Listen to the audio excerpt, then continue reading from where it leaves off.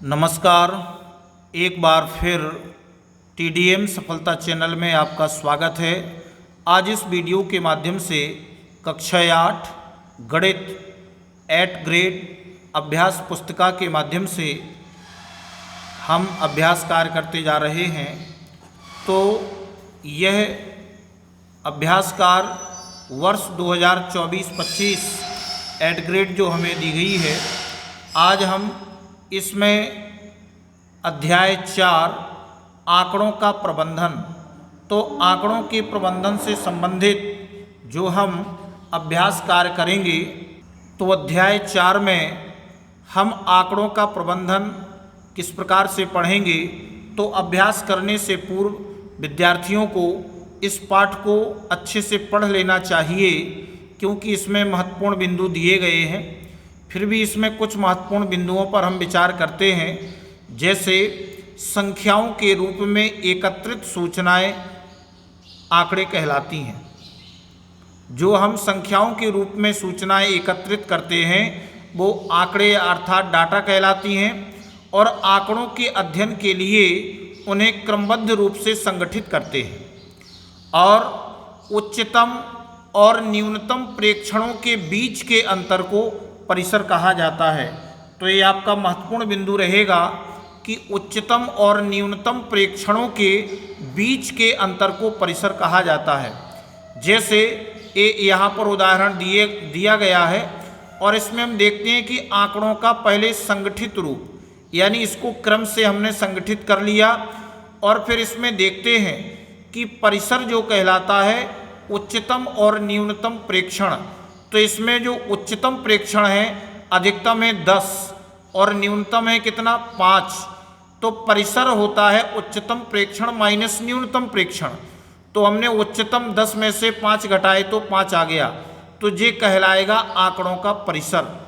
इसके बाद दिए गए आंकड़ों का औसत, जब हम आंकड़ों का औसत निकालते हैं उसे हम अंकगणितीय माध्य या माध्य कहलाता है। औसत को हम माध्य या माध्य कहते हैं, और इसका सूत्र होता है माध्य बराबर सभी प्रेक्षणों का योग बटे प्रेक्षणों की संख्या। तो माध्य में जितने भी हमें प्रेक्षण दिए जाते हैं उन सभी को हम योग कर लेते हैं, और वो कितने प्रेक्षणों की संख्या कितनी है वो हम रख कर के भाग दे देते हैं, तो हमें माध्य मिल जाता है। और अगला बिंदु आता है वह प्रेक्षण जो आंकड़ों में सबसे अधिक बार आता है। यानी जैसे यहाँ भी हम देखें तो 7 अधिक बार आया है, तो हम कह देंगे कि वह प्रेक्षण जो आंकड़ों में सबसे अधिक बार आता है उसे बहुलक कहते हैं। तो बहुलक वही होता है जो बहुत बार आता है, और वही यानी वही जो है बहुलक कहलाता है। तो इन सभी आंकड़ों में 7 सबसे अधिक बार आया है, इसलिए बहुलक 7 है। और दिए गए आंकड़ों को आरोही या अवरोही क्रम में व्यवस्थित करने के बाद उनका बीचों बीच वाला मान उनका माध्यक होता है। तो आंकड़ों को हम चाहे आरोही क्रम में व्यवस्थित करें या अवरोही क्रम में व्यवस्थित करें, व्यवस्थित करने के बाद उनके बीचों बीच वाला मान उनका माध्यक होता है। और आगे दिया है माध्य, माध्यक और बहुलक, इन सभी के समूह को आंकड़ों का प्रतिनिधि मान या केंद्रीय मान कहा जाता है। और दिए हुए आंकड़ों में एक विशेष प्रेक्षण जितनी बार आता है, आंकड़ों में एक विशेष प्रेक्षण भी होता है जितनी बार आता है, यानी कोई अंक यदि बार बार आता है तो उसे हम बारंबारता कहते हैं। और जब आंकड़े ज़्यादा होते हैं तो समूहों में व्यवस्थित किया जा सकता है, और प्रत्येक समूह एक वर्ग अंतराल या वर्ग कहलाता है। जैसे 0 से 10, 10 से 20, 20 से 30 इत्यादि, यानी ये कहलाते हैं वर्ग अंतराल।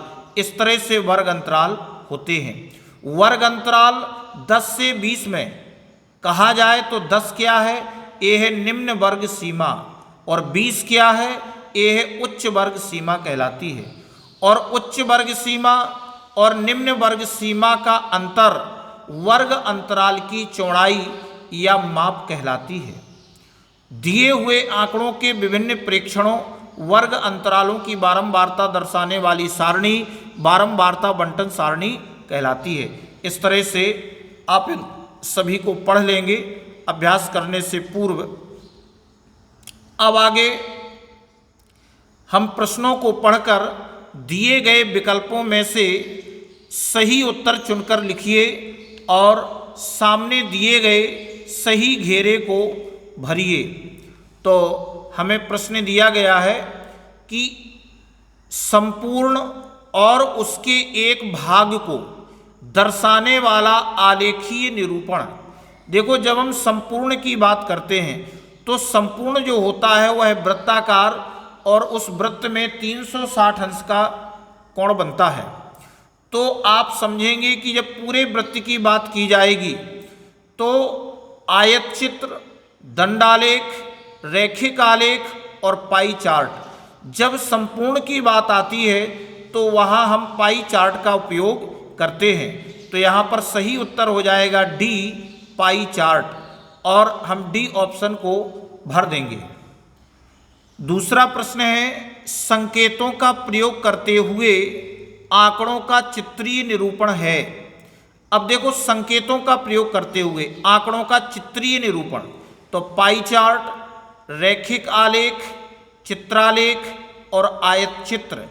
तो यहाँ पर हमें संकेतों का प्रयोग करते हुए आंकड़ों का चित्रीय निरूपण करना है। तो आंकड़ों का चित्रीय निरूपण चित्रालेख में ही प्राप्त होता है। तो इसका सी ये सही हो जाएगा, चित्रालेख, और हम सी को काला कर देंगे। तीसरा प्रश्न है, जब एक पासे को फेंका जाता है तो 2 आने की प्रायिकता है। अब देखो, जब हम पासे को फेंकते हैं तो पासे में जो अधिकतम संख्याएं होती हैं, पासे में 1, 2, 3, 4, 5 और 6, जिस तरह से पासे में संख्याएं आती हैं तो अधिकतम संख्या कितनी है? 6। और हमें प्राप्त करना है 2 आने की, तो 2 तो हमें इस पासे में केवल एक ही बार मिलता है। तो हमारी जो अनुकूल घटना है वो है 1 और कुल घटना कितनी है? 6। तो ये कहलाएगा 1/6, अर्थात ए ऑप्शन सही होगा। तो इसका सही उत्तर हो जाएगा 1/6 और हम ए को भर देंगे। चौथा प्रश्न है कि जब एक सिक्के को उछाला जाता है तो चित्त प्राप्त करने की प्रायिकता है। देखो, जब हम एक सिक्के को उछालेंगे तो हमें 2 घटनाएं प्राप्त होंगी, या तो वह हेड आएगा और या टेल आएगा। हेड आएगा या टेल आएगा, चित्त आएगा या पट्टा आएगा। तो जब एक सिक्के को उछाला जाता है तो चित्त प्राप्त करने की प्रायिकता, तो हमें चित्त अर्थात हेड प्राप्त करने की प्रायिकता, तो घटना तो एक ही है, तो प्रायिकता कहलाती है अनुकूल घटना बटे कुल घटना। तो अनुकूल घटना 1 है और टोटल घटनाएं कितनी है? 2।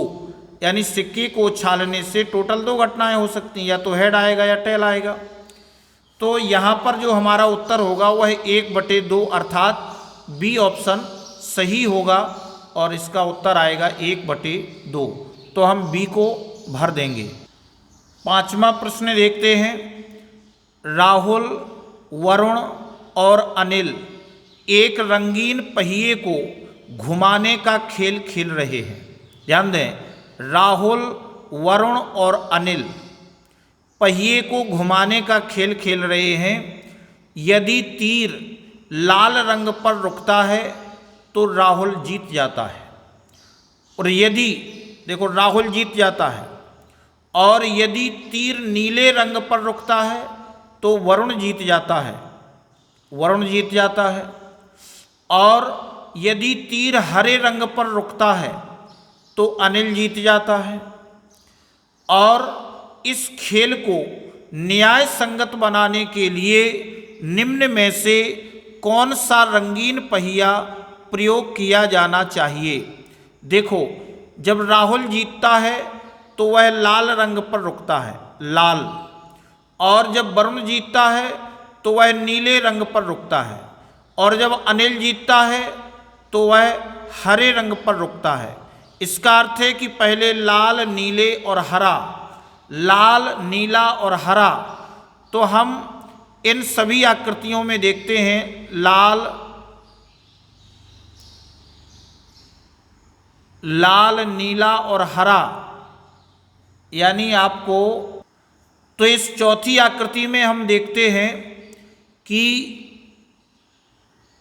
लाल, नीला और हरा, लाल, नीला और हरा, यानी ये जो क्रम है सही दिख रहा है, लाल, नीला, हरा, लाल, नीला, हरा, और किसी में भी इस तरह से क्रम नहीं आता है। तो हमारा चौथे नंबर का जो आपका डी, चौथी जो आकृति है यह सही दर्शाती है, तो हम डी को भर देंगे। अब आगे नीचे दिए गए प्रश्नों को हल कीजिए। अब हमें आगे प्रश्न दिया गया है, प्रश्न 6 में कहा गया है कि एक थैले में 5 लाल गेंदें और 3 पीली गेंदें हैं। थैले के अंदर बिना देखे लाल गेंद प्राप्त करने की प्रायिकता ज्ञात कीजिए।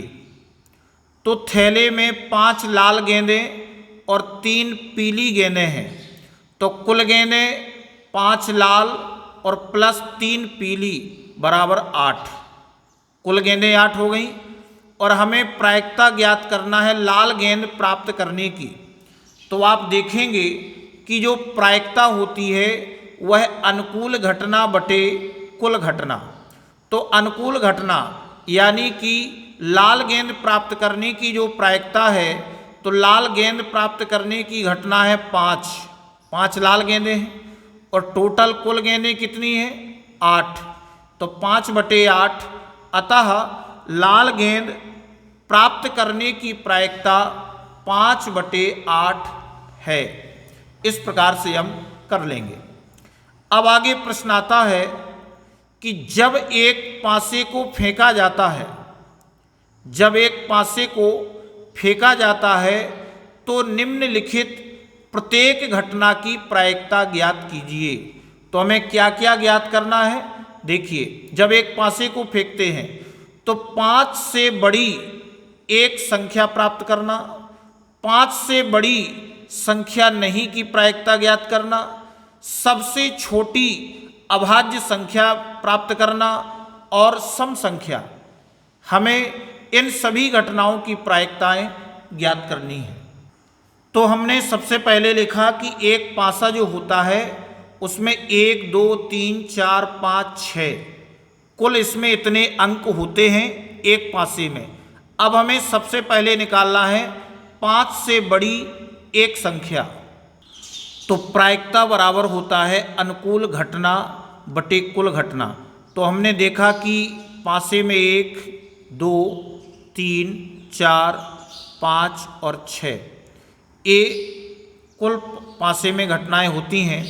तो सबसे पहले हमें नंबर 1 पर हमें जो ज्ञात करना है वो है कि 5 से बड़ी एक संख्या की प्रायिकता। 5 से बड़ी, तो 5 से बड़ी तो केवल एक ही है, तो इसका हो जाएगा 1/6, यानी अनुकूल घटना बटे कुल घटना। तो हम 1/6 लिख देंगे। दूसरे नंबर में आता है 5 से बड़ी संख्या नहीं की प्रायिकता। 5 से बड़ी संख्या नहीं, 5 से बड़ी नहीं बताना है, 5 से बड़ी नहीं तो 1, 2, 3, 4, 5, 5 है अनुकूल घटना है, तो हम 5/6 लिख देंगे। इसके बाद तीसरे में आता है सबसे छोटी अभाज्य संख्या की प्रायिकता। तो इन सभी में सबसे छोटी अभाज्य संख्या एक ही है, तो हम सबसे छोटी बताना है, तो हम 1 है तो 1/6 लिख देंगे। इसके बाद चौथा नंबर आता है सम संख्या की प्रायिकता। अब हम यदि सम संख्या की बात करें तो 1, 2 और 3 सम संख्याएं ये आपकी 3 हैं, तो ये 3 अनुकूल घटना हुई और टोटल 6 हैं, तो हम लिख देंगे 3/6, अर्थात 3 एकम 3 और 3 दूनी 6, 1/2। इस प्रकार से हम प्रायिकता निकाल लेंगे। अब आगे प्रश्न आता है कि निम्न दंड आलेख में अलग अलग ये आपके सामने दंडालेख बना हुआ है। अब इसमें हम देखते हैं कि दंडालेख में अलग अलग शैक्षिक वर्षों में, ये आपके शैक्षिक वर्ष हैं और कक्षा 8 के विद्यार्थियों की संख्या दर्शाई गई है। कक्षा 8 के विद्यार्थियों की ये आपकी संख्या है। दंड आलेख को देखकर निम्नांकित प्रश्नों के उत्तर दीजिए। अब हमें जो प्रश्नों के उत्तर देना है, नीचे हमें प्रश्न दिए गए हैं और इसमें कहा गया है कि इस दंड आलेख द्वारा क्या सूचना दी गई है।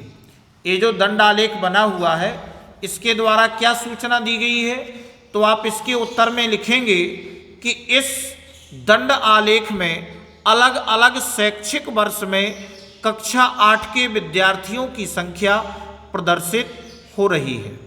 दूसरे में कह रहा है किस वर्ष में विद्यार्थियों की संख्या में अधिकतम वृद्धि हुई। किस वर्ष में, तो वर्ष 2004-05 में विद्यार्थियों की संख्या में अधिकतम वृद्धि हुई, वर्ष 2004-05 में। अब देखो अधिकतम वृद्धि किस वर्ष में हुई, अधिकतम देखो यहाँ वर्ष 2003-04 के बाद 4-5 में सबसे ज़्यादा वृद्धि हुई। ये विद्यार्थियों की संख्या है, यहाँ थोड़ा कम हुई, यहाँ भी थोड़ा कम हुई, यहाँ भी थोड़ा कम हुई। सबसे ज़्यादा वृद्धि वर्ष 2004-05 में हुई, जो कि आप देख रहे हैं सबसे ज़्यादा वृद्धि हुई है। इसके बाद तीसरे में कह रहा है कि किस वर्ष में विद्यार्थियों की संख्या अधिकतम है। तो अब आप देखेंगे कि वर्ष 2007-08 वर्ष में विद्यार्थियों की संख्या अधिकतम है। किस वर्ष में है, वर्ष 2007-08 में। तो वर्ष 2007-08 में विद्यार्थियों की सबसे अधिकतम संख्या है, वो आप देख रहे हैं वर्ष 2007-08 में सबसे अधिकतम संख्या है। अब चौथे में कह रहा है कि बताइए यह सत्य है या असत्य कि 2005-06 में विद्यार्थियों की संख्या 2003-04 की संख्या की दुगनी है। तो अब आप देखेंगे कि यह कथन असत्य है। क्यों असत्य है, क्योंकि आप देखेंगे कि वर्ष 2005-06 में विद्यार्थियों की जो संख्या है वह आपकी कितनी है, 250, और वर्ष 2003-04 में, वर्ष 2003-04 में विद्यार्थियों की संख्या 100 है। तो कहाँ दुगनी हुई, दूने से भी 50 अधिक है। तो यह कथन कैसा हुआ, असत्य है। अब प्रश्न 9वां देखते हैं कि निम्न द्विदंड आलेख में 2 शैक्षिक वर्षों में एक विद्यार्थी द्वारा अलग अलग विषयों में प्राप्त किए गए अंक दिए गए हैं। द्विदंड आलेख को देखकर निम्नांकित प्रश्नों के उत्तर दीजिए।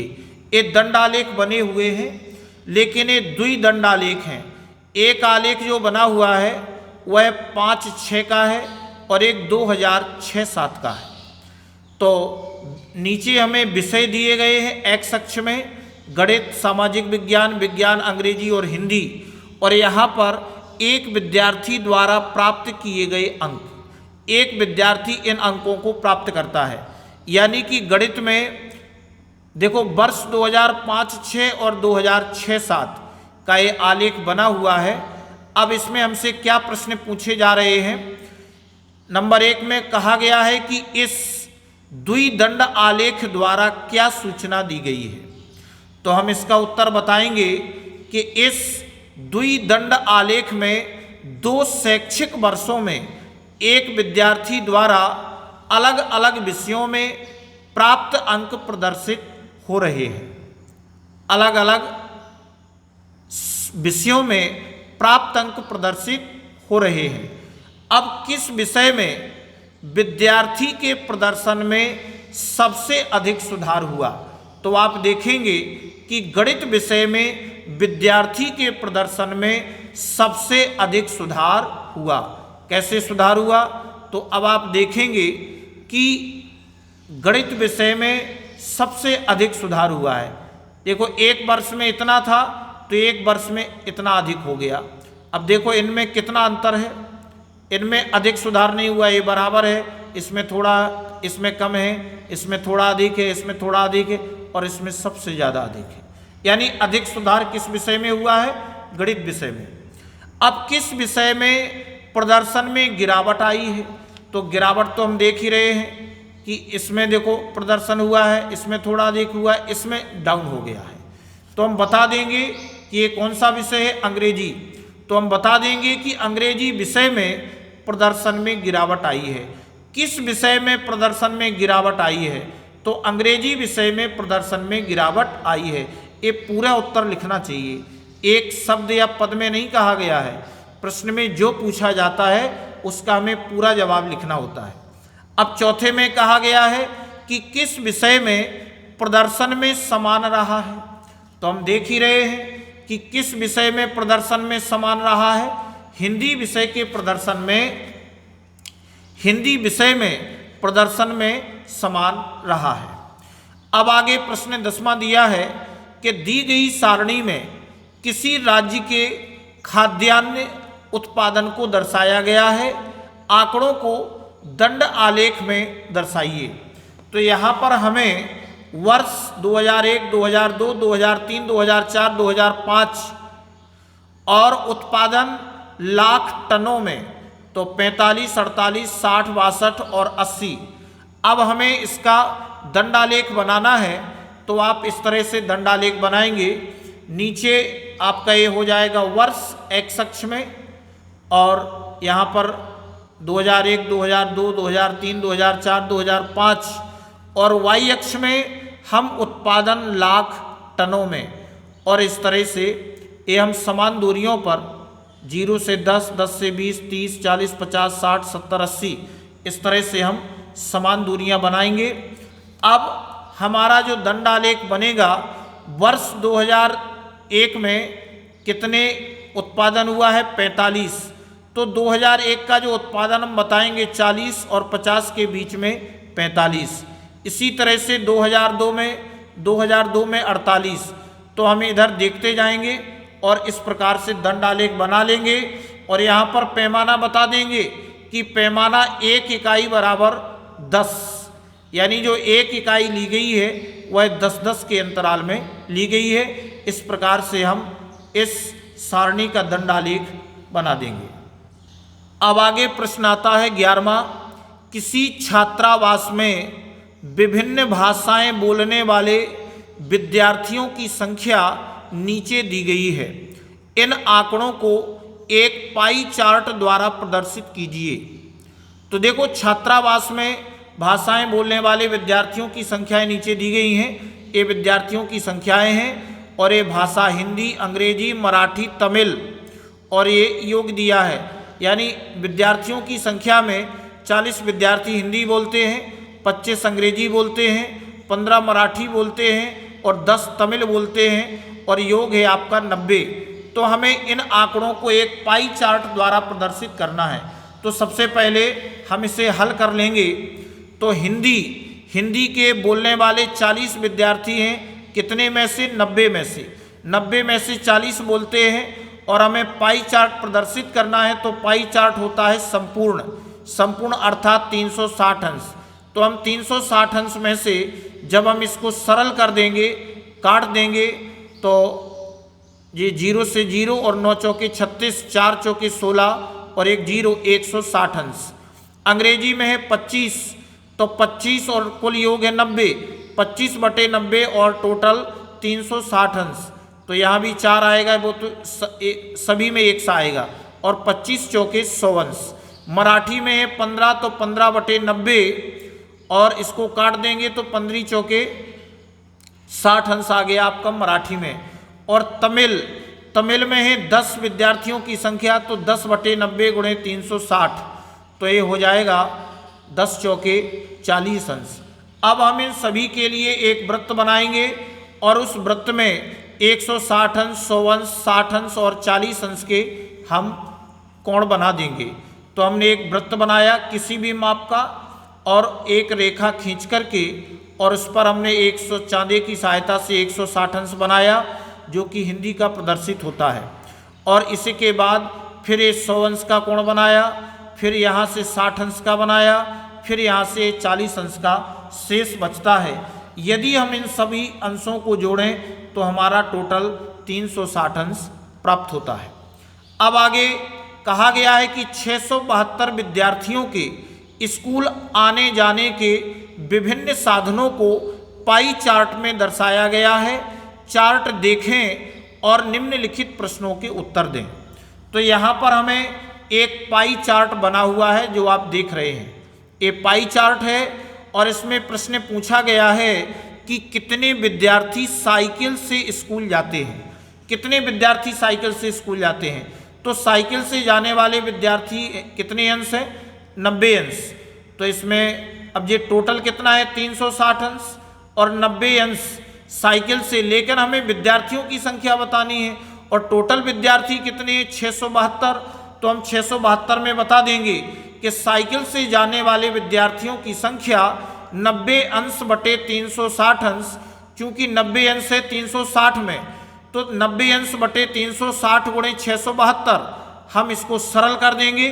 तो सरल करने पर हमें देखो 0 से 0, 9 एकम 9, 9 चौके 36 और 4 का भाग इसमें लगा देंगे, 4 एकम 4 और बची 2 तो 27 हो गया और 4 छंग 24 और बचे 3 तो 32 और 4 आठे 32। 168 विद्यार्थी जो कि साइकिल से जाने वाले हैं। अब कितने विद्यार्थी बस से स्कूल जाते हैं? तो बस से जाने वाले विद्यार्थियों का जो अंश है वह 120 अंश है।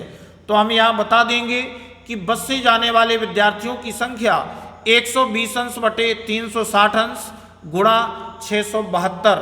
अब इसी प्रकार इसको भी हम हल कर देंगे। 0 से 0, 12 एकम 12, 12 ती 36 और 3 का भाग इसमें लगा देंगे, 3 दूनी 6, 3 दूनी 6 1 तो 12 हो गई और 3 चौके 12, अर्थात 224 विद्यार्थी जो कि बस से स्कूल जाते हैं और 168 विद्यार्थी साइकिल से स्कूल जाते हैं और टोटल मिलाकर के देखेंगे तो जे आपका हो गया इतने इससे जाते हैं। 13वां प्रश्न है कि दिए गए पाई चार्ट में सिंचाई के विभिन्न तरीकों को दर्शाया गया है। पाई चार्ट पढ़ें और निम्नलिखित प्रश्नों के उत्तर दीजिए। यहाँ पर हम पाई चार्ट को देख रहे हैं कि 46% नहर के द्वारा सिंचाई होती है और ट्यूबवेल के द्वारा 25%, अन्य तरीके से 12% और 17% टैंक के द्वारा सिंचाई होती है। अब प्रश्न में कहा गया है कि कितने प्रतिशत भूमि नहरों द्वारा सींची जाती है? तो हम देख रहे हैं कि नहर द्वारा 46% भूमि सींची जाती है। 17% भूमि किस माध्यम से सींची जाती है?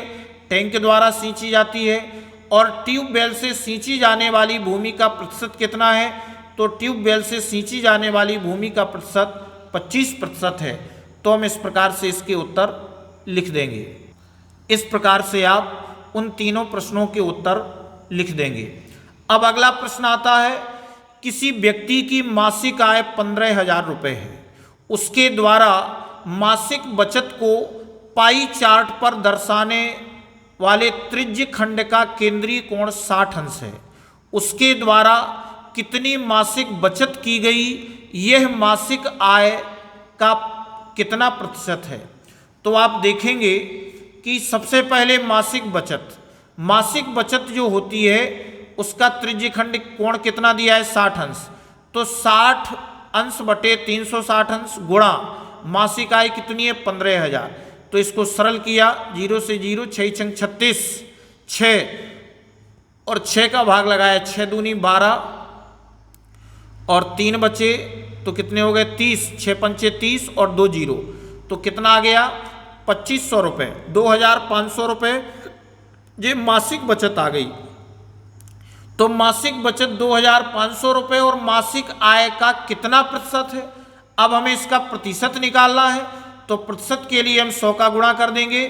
तो हम देखते हैं मासिक आय का प्रतिशत, तो 2500 रुपये ये आपका मासिक बचत है और टोटल कितना है? 15,000 रुपये, क्योंकि इसी पर तो मासिक बचत करता है। तो 2500 बटे 15,000 गुणा 100, तो 100 की गुणा करने से प्रतिशत बन जाएगा। अब इसको अपन ने सरल कर दिया तो कितना आ गया, जीरो, एक जीरो से एक जीरो और दो जीरो से दो जीरो। अब 15 का भाग इसमें लगा देंगे, तो 15 का भाग लगाएंगे तो कितना आएगा, 16.6%।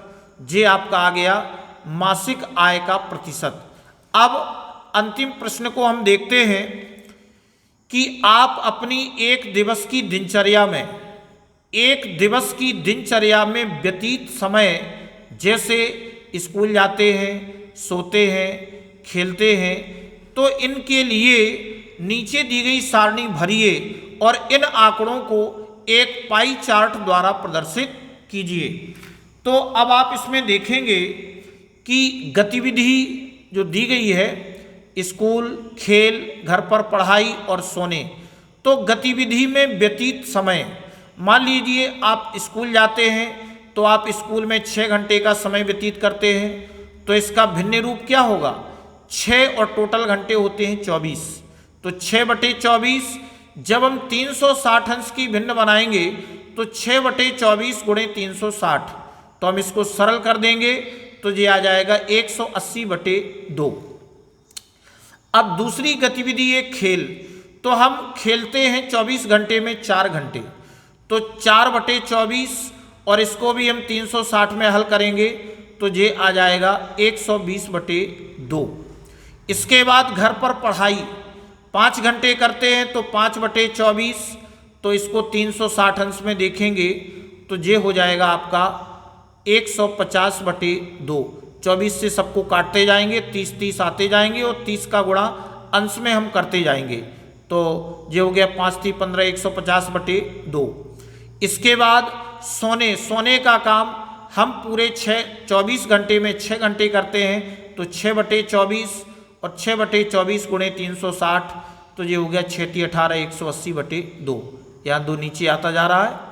और इसके बाद अन्य काम जो 3 घंटे हैं वो हम 3/24, तो इस प्रकार से 3/24 गुणे 360 और ये आ जाएगा आपका 90/2। इस प्रकार से हमने 360 अंश की भिन्न को बना लिया और ये वीडियो काफ़ी लंबा हो रहा है, तो इस प्रकार से इस वीडियो में बस इतना ही। नेक्स्ट वीडियो में हम इसके अगले अध्याय को हल करेंगे। अगर आपको ये वीडियो अच्छा लगा हो तो इस वीडियो के लिए कमेंट शेयर अवश्य करें। धन्यवाद।